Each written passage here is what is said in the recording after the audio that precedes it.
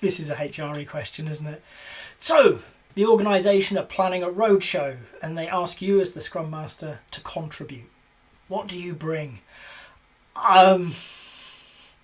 Nothing would be my answer. I would run as far and as fast as I could from that wonderful opportunity they've offered you, because it sounds awful to me. It is not my cup of tea.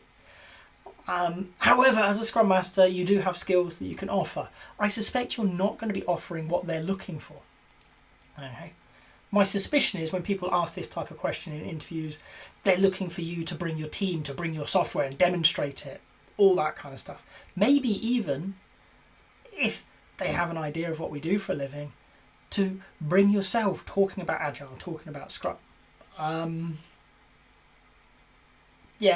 Limited efficacy in that approach too, in my experience. Instead, what I would do is, what I can offer is bringing Scrum, bringing Agile to you to help you prepare that roadshow, to plan it out, to get ready for it. Okay, so let's start using the right tools at the right times. And Scrum's not always the right answer, and it may not be for parts of planning a roadshow. But for other parts, it may well be a great tool. So what I'm going to offer you is not me performing on a stage in front of people who probably don't have a clue what I'm talking about. Instead, I'm going to work with the people who are preparing your roadshow, okay, to help them create the best approach to preparing a roadshow, to turning up at the locations and getting ready, to working with them to inspect and adapt their product, the roadshow, and their process, the dismantling, the reassembling, the shipping of all of this stuff. I'm going to help them become better at what they do so that the organisation benefits from an agile way of thinking. And I'm going to do it not only because they benefit as an organisation, but individually what we're doing is we're helping that advocacy for Agile, for Scrum, for a different way of working, helping people understand that it's not always the answer. There are often better answers that can be taken, and there's nothing wrong with that. But when it's the right answer, it's a good answer to know about and help with. Beyond the IT world, which is where many of us find ourselves, we're now working with people who may never have come across the concepts before, and they just do what they do because they were taught to do it that way, with no question. That's great. We can work with them and help them find better ways for themselves.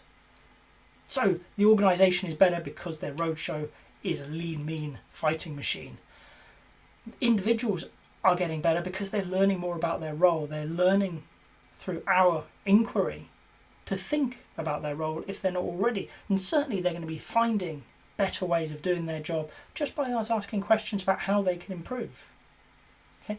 And Agile and Scrum are winning in this world because it's moving outside of the area it's in currently. It's going to different people and different places for them to think about it and take it elsewhere. So you don't have to stand up on the stage, which is just not my idea of fun.